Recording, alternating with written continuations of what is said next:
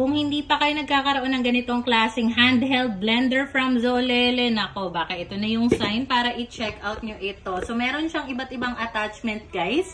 So, unahin na natin ito. Usually, kapag mga mashed potato, ito yung ginagamit. So, once na nakasaksak na siya, pwede mong i-adjust pala yung level ng intensity dito. Ganyan. And then, andito yung power button and then turbo mode. Either dyan, pwede mo magamit. So, itong pipindutin ko, turbo. Power. So, pwede ko pa siyang lakasan dito. And then, power. Diba? Tapos, ang maganda dito, dahil nga marami siyang attachments, magagamit mo siya sa ibang bagay. So, ito naman, kung magbe-bake ka or meron kang kailangang i-bake na maramihang itlog, pwede rin itong whisk. And then, alright. Tapos, syempre, handheld siya. Napaka-space saver. Tapos, ito para siyang food processor.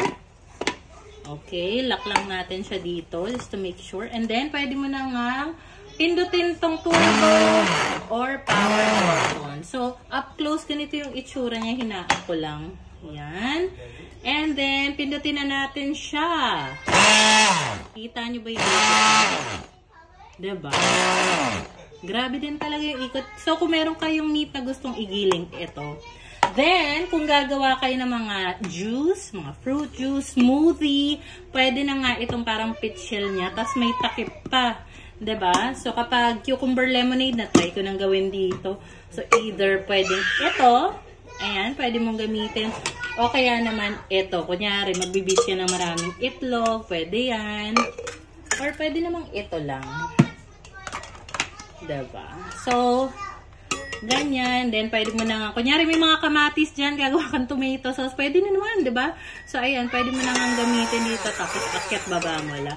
So, usually yung mga ganito, nakikita ko ginagamit sa mga cooking show sa ibang bansa. So, kung bet nyo rin, yung link nitong Zolele handheld blender nasa baba or comment section.